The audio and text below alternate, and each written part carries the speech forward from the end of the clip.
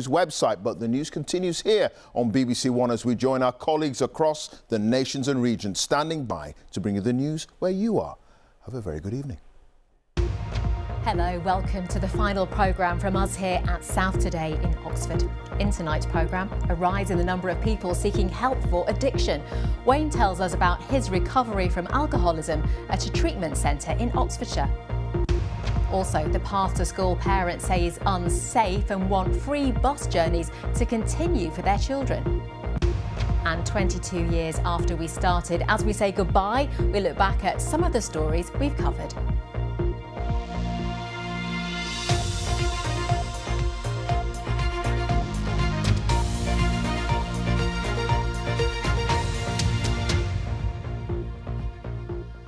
Good evening. An addiction treatment centre in Banbury has told us it's seeing an increase in health and social care workers seeking out its services. Banbury Lodge treats people for a range of addictions from alcohol to gambling and eating disorders. Last year, the lodge admitted 657 people for treatment. So far this year, it's already seen more than 700, with the Christmas period often one of its busiest times. It says it believes the cost of living crisis is playing its part. Peter Cook's being given exclusive access to the centre. The reality for a so-called functioning alcoholic. Passed out, devoid of hope. This was Wayne's life for years. He recovered from an addiction to cocaine, only for alcohol to take a grip. Drinking to blackout, and my son, picking me up off the bathroom floor. And he'd already climbed me up, and I'd cut my nose open and the top of my head. I can't remember a thing. And that is pathetic. That should be me looking after my son, not my son looking after me. Now a year sober after drinking up to 20 cans of cider and a bottle of whiskey a day. A year ago, I didn't want to wake up. I didn't have the guts to kill myself because of my son, and didn't want to let him down. And now I can't wait to wake up. Got a good family, a loving family, and life is great. Yeah, I couldn't wish for any better at the minute. He was one of more than 650 people admitted to Banbury Lodge Treatment Centre last year. So far this year, more than 700 have been through a 28-day residential programme.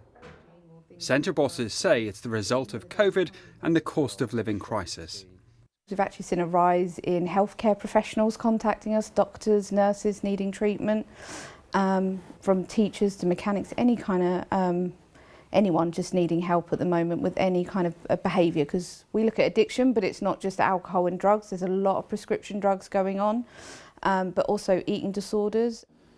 Those in charge here say they're expecting to see a further rise in the number of those in need, those struggling for money, for hope, for a way through the fog of addiction, but that support is available to them and their families to find a new future.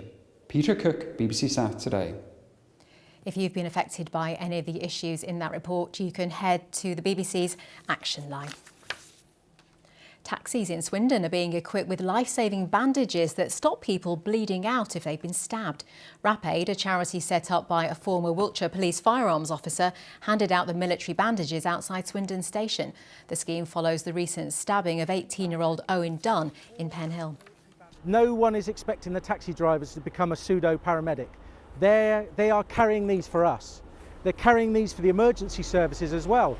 The police officers know that they're on board. They know that they can, if they see one of those stickers, a RapAid sticker, they know they can flag that taxi down and say, we need your bandages, we need your bandages. Something dreadful's happened, and they're there. Railway workers are staging their second 48-hour strike this week in the long-running row over pay and conditions. Members of the RMT union walked out today and will do so again tomorrow. Passengers are being told to expect major disruption. An extremely reduced service will operate on a limited number of routes. Parents in a North Oxfordshire village are campaigning against the removal of the free seat scheme on their school bus. The county council's told them there is a safe walking route available, but the parents say the route is isolated and unsafe. Sarah Loudon has been to look at the council's suggested walking route. We can join her now outside Upper Hayford School. Sarah. Yes, Jerry, this isn't the first time we've covered a story like this. You may remember in May last year, parents near Didcot had similar concerns about the route to school their children were being asked to walk. But if Oxfordshire County Council assess a walking route to be safe, the child is over 8 and within 3 miles of the school, they do not in most circumstances qualify for a free school place on the bus. Tracy, we walked one of these proposed safe routes earlier today. You live in Lower Hayford. Your children come here to Hayford Parks. Your child comes here to Hayford Park School. What are your concerns about this route? Well, as you could see from the walk that we did earlier, the winter months is pretty treacherous. Once the frost and snow is gone, you've then got flooding. The canal and the river both merge. You've got mud. You've got an isolated area. And you've also got, in the winter months, the darkness. These children are expected to walk in the dark on the way home. So the other alternative route is across the fields. Again, you've got flooding across one of those fields in the winter months or in the wet season. So it just becomes impassable. Now, the County Council has assessed these routes. They've been down to the site. They say they are safe if an adult is accompanying the child. Is that an option for you, Maddie? No, like most working parents, to take 3 hours a day to walk with children to school is simply not practical. And a lot of parents also have younger children they'd have to take with, either holding a baby or trying to push a pushchair across those paths. And whilst the County Council criteria don't have to take these sort of considerations into account, they're not practical, they're not working, and it's not common sense. Now, we've had a response from Oxfordshire County Council. They say in a statement that the assessment of walking routes, including footpaths, is carried out in line with the Department for Education statutory guidance and following procedures specified by Road Safety GB called Assessment of Walked Routes to School. We rigorously follow this guidance. Now, I guess council budgets only go so far, Tracy. Yeah. Do you accept there has to be a cut-off somewhere? We do appreciate this, but what we would like to do is to invite the council to come and reassess the route with the emergency services, because the terrain and with the river one side, the canal the other side, this is not practical. Thank you very much for your time. I know we're going to be following here at South Today these parents' campaign as they try and appeal the council's decision. Thanks, Sarah.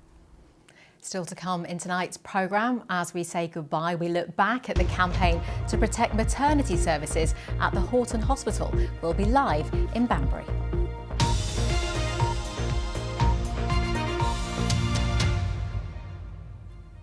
It's just over 22 years since this service based in Oxford started. For viewers in Oxfordshire, Buckinghamshire, Swindon, those living around Brackley in Northamptonshire and people in the North Cotswolds. But the BBC has decided to close the service. Tonight we're broadcasting from our studios in Summertown in Oxford for the final time. So we've been back through our archives to show you some of the major stories we've covered over the last 2 decades. Hello and welcome to South Today, a brand new programme for your region.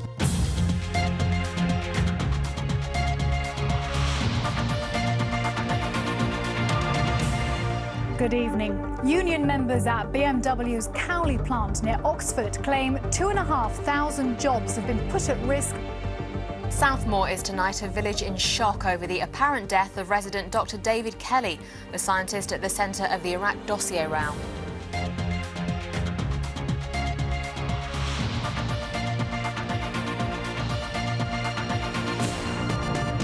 Police believe Jermaine Lindsay was responsible for the attack in Russell Square in which 26 people died.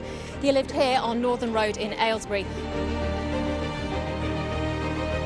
Fuelled by booze, bravado and the bank holiday spirit, jumping off Magdalen Bridge seemed like a good idea to these partygoers, but it wasn't. Good evening. Welcome to RAF Brize Norton in West Oxfordshire. It's been an historic day for the base as it formally took over the duties of RAF Lynham in Wiltshire, which is due to close next year.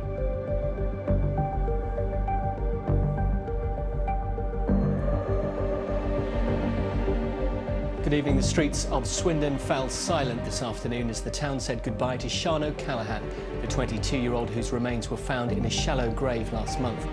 Hello and welcome to South Today. In tonight's programme, the government's apologised to the family of an Oxford teenager who died in NHS care. Dame Vivienne Westwood certainly knows how to make an entrance. Aboard a tank on the way to David Cameron's constituency home. Tonight we're in South Oxfordshire, where a series of deliberate arson attacks has caused destruction on an unprecedented scale. The council headquarters here all but destroyed, other buildings severely damaged.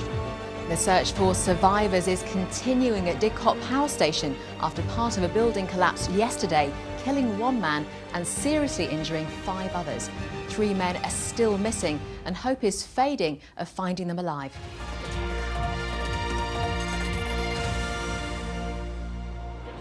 Good evening. Welcome to the brand new Westgate Centre. It's been long awaited, cost £440 million and is roughly 3 times the size of the old centre. They've managed to get away with a £60, 18-carat gold toilet worth up to $5 million. Hundreds of PC Harper's colleagues line the route. A farewell to a fellow officer and friend. In tonight's programme, the Oxford vaccine for COVID-19. As the rollout gets underway at the Churchill Hospital, we hear from GPs who'll be delivering it in the community. For 3 years and 8 months, Leah Croucher's disappearance brought only questions and no answers. Today, that changed. The family of Harry Dunn say they finally have justice for him after US citizen Ansa Koulas admitted causing death by careless driving.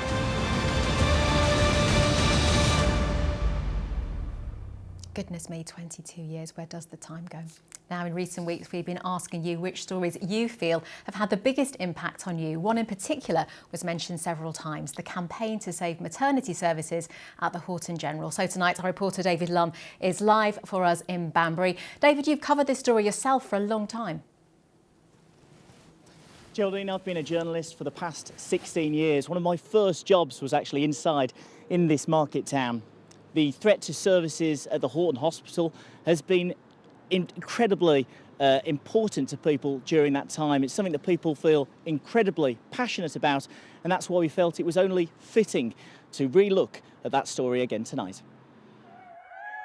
As we marched up from the cross to the hospital, the cars were going past, and you were obviously broadcasting the news on BBC Oxford, so people were hearing about the significant win, and they're beeping, and it was joyous.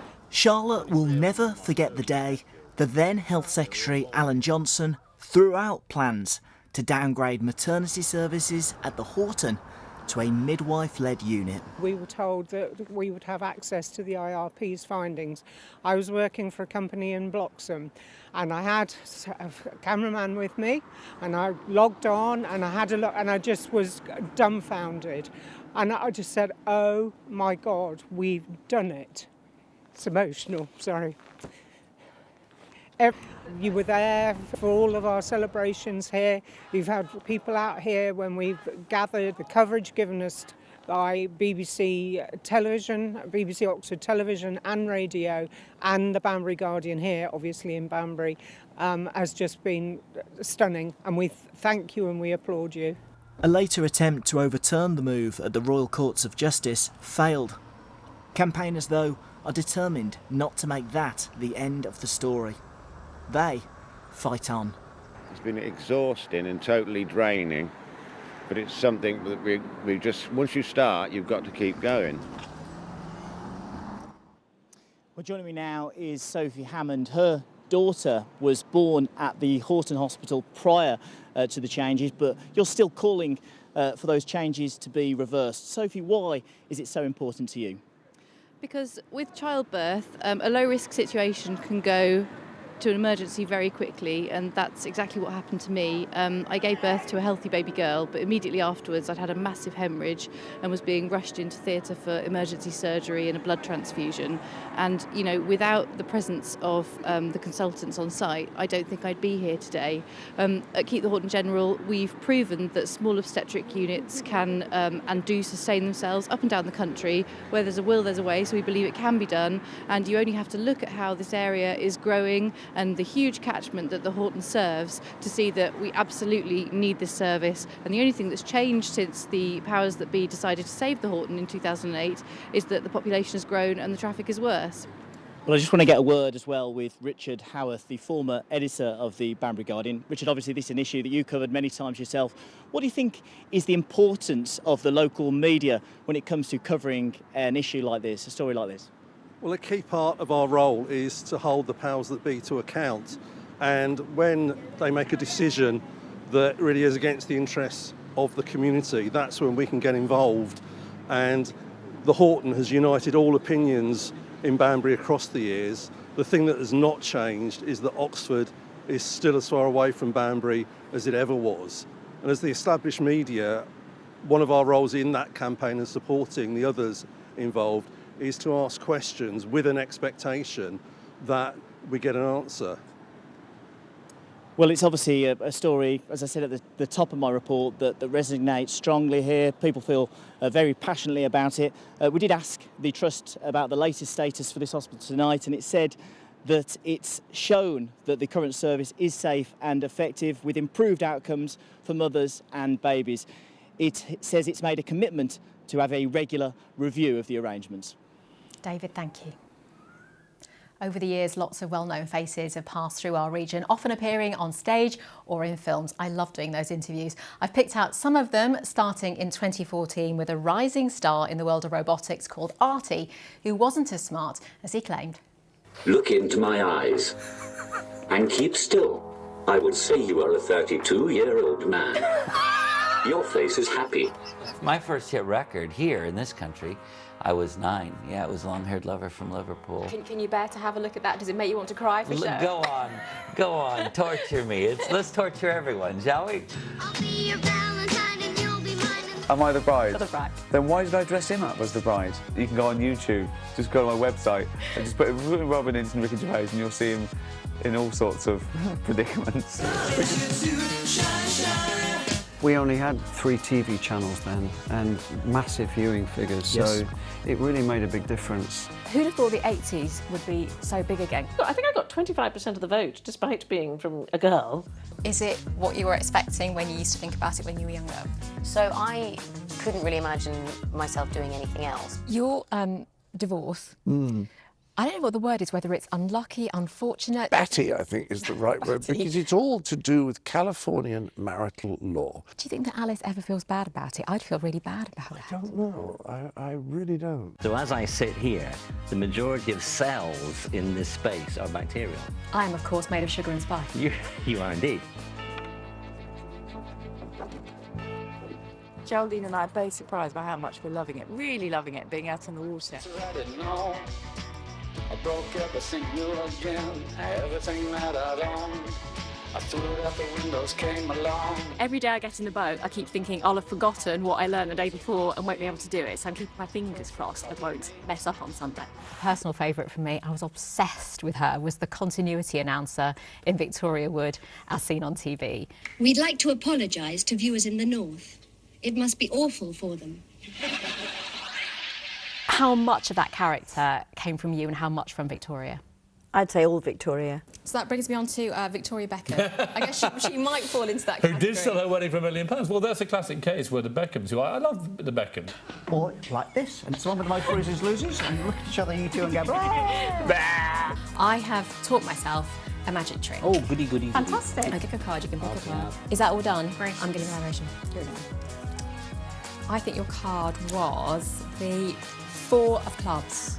How does she do? And that's magic. Jerome's here now, like the old days.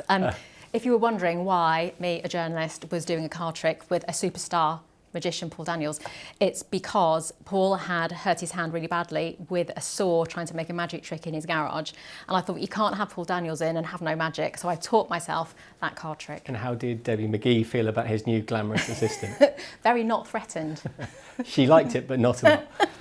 Very good. We're nearing the end of the programme. South Today from Oxford has been about reflecting our communities, of course. Sport does that as well, and I just want to take a couple of minutes to reflect on some of the highs and lows, the stories and characters from the past 2 decades.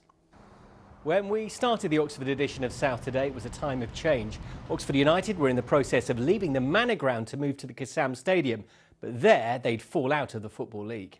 Oxford United are relegated. They have lost their Football League status. Only to rise back with a dramatic Wembley win. The 3-1 win over York brings in an extra £750,000 to the club. Swindon's existence has also been up and down, albeit the yo-yo string's been shorter. There's no doubt they brought us the most colourful of managers as well. We actually gained a football team, the controversial relocation of Wimbledon FC to become MK Dons, and ultimately they moved to the Stadium MK, but it still rankles with some. Aylesbury United lost their ground, but not before they'd welcomed England for a pre-World Cup warm-up fixture. Aylesbury would also give us one of England's first ever football European champions. Well done, Ellen White. Well, our area has been such a driving force in motorsport as well. Despite numerous threats of losing the British Grand Prix, it remains at Silverstone, and local teams have brought us world champions aplenty. A little life on Mars there. Olympic champions have been celebrated in the stadium and on the water, and one of the most glorious years for sport was 2012, when ahead of the London Games, the Olympic torch and thousands of smiles lit up our region. There have been new events that have captured the imagination, and local stars making a name for themselves internationally. Well, away from all the celebrations, Best Mate's now enjoying a well-earned rest and isn't likely to race again this season. And of course, there have been sports that don't work as well on the global stage, and sports that look to have died out but are now making a resurgence. And teams like us that came and went, we have lasted a little longer than London Welsh though. And we've come full circle really, because Oxford United are looking for a new stadium, just as they were when we started. That is it from me. What I like, Jerome, is that look at us. We've barely changed. Barely, Two decades have gone by. And one of us, changed. maybe. You're talking about yourself. Thanks, Jerome. Thank you, Geraldine. From all of us.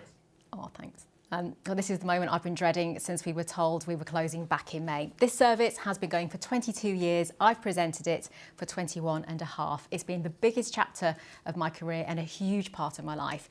I've had the privilege of presenting the programme, but of course, it's a team effort. We're a small team, and so often we've delivered more than we've been resourced to provide. I'm particularly proud to have been part of it in the last few months. Inevitably, there have been very difficult days since the closure was announced, but we've managed to stay on air in part because people on the team cancelled plans and took on extra responsibility. For me, the best part of this role has been the connection with you. We've been lucky to have such a loyal audience who've given us so many stories and trusted us to share them. I know many of you have written to the senior BBC bosses or to your MPs about the service. It's clear how much you value it and how sad you are to be losing it. Thank you for writing to me and talking to me in shops and on the streets. Your support has meant so much, and I found the kind words overwhelming so many times. The last 7 months would have been much harder without your concern and support. Now, most presenters, when they say goodbye, are either heading into retirement or off to a fabulous new job. That's not the case for me. It's scary. Sometimes it's exciting thinking about the future, but mainly it's scary. I'm hoping the new year brings a brilliant new adventure, but at the moment I have no idea what's in store. I'm going to take a pause for a couple of minutes so you can hear from someone who knows a bit more about the future than me, at least the next few days. David Brain is here with the weather forecast. Good evening. We've had some lovely sunrise and sunsets so far this week, but boy, oh boy, has it been cold. This was first thing this morning with a beautiful sunrise, but look at the frost on the grass and in the hedgerows, and look at the temperatures. Last night we got down to -11. Perhaps not quite so cold tonight, thank goodness, but still a very frosty start to the day tomorrow. But the weekend is all changing, turning milder. We'll have some fine weather around tomorrow, but rain and for a short while, some snow for us on Sunday. There's an area of low pressure out here in the Atlantic. I know it's a long way away from us at the moment. We have high pressure. This weather front will just introduce more cloud tomorrow. That may help with the overnight temperatures. But through Saturday night and into Sunday, this whole area of cloud and rain will sweep in, and it'll be with us on Monday as well. So much higher temperatures, higher than they have been so far this month, but also some outbreaks of rain. And that mild air, not just for us, by the way, right across the United Kingdom. So tonight we have a lot of clear sky. It means it's going to turn frosty again. Perhaps not -11, but certainly temperatures well below freezing, -6, possibly -7. Just a bit more in the way of cloud and a bit more of a breeze may help keep those temperatures up a little, but still a widespread frost to greet us tomorrow. Some patchy clouds, some sunny spells, a largely fine dry day tomorrow, but after that cold start, Temperatures again going to struggle up to 4, maybe 5 degrees. Now, as we go into Saturday night and Sunday, here comes that band of rain. Won't properly get to us until daylight on Sunday, but just on the leading edge of that, there could well be some snow and a risk of freezing rain. So hence the risk of ice. There is a Met Office warning about that. And then by the time we get into the evening on Sunday, the temperatures are back up and we start to see some unusually mild weather as we go into the early part of next week, and that includes Christmas. Bye for now. David Brain there with a wet weekend ahead. After tonight, you'll be getting South Today from Southampton instead of us. You're in good hands with the team there, and they'll still be covering stories from this part of the world. They'll be doing the late news for us tonight because we are going to say goodbye for now, because that really is just about it from us. Thank you for being there. Thank you for the stories, and thank you for your support. You have been the best audience a presenter could ask for. It's felt like I've been talking to friends every night, and thank you for letting me into your homes probably twice a day for the last 21 and a half years. Do please still say hello if you see me. I like it when you say hello. It is one of the best parts of this job, is getting to talk to people I wouldn't normally talk to. And if you want to see what's going on in my life, I've just joined Instagram. I'm a newbie, so I'm taking it very slowly. It might not be great at the moment, but I am there. So for one last time, that is it from me and the team here in Oxford. Thank you again, and from everyone here, goodbye.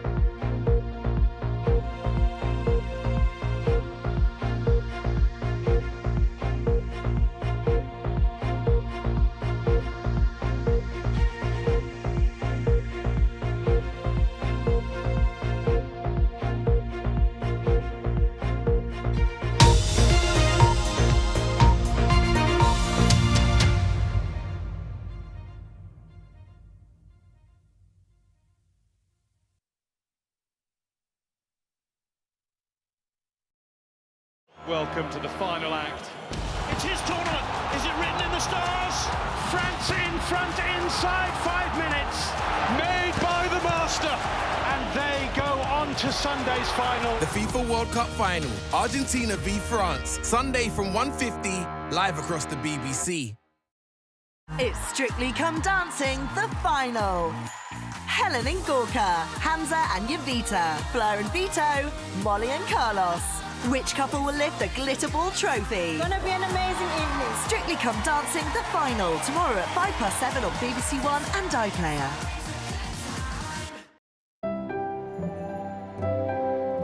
Hiya, Case here with you live this chilly Friday on BBC One. We've got the final part of Aberdeen thriller Granite Harbour at 8, and now let's get into evening mode with these two lovelies.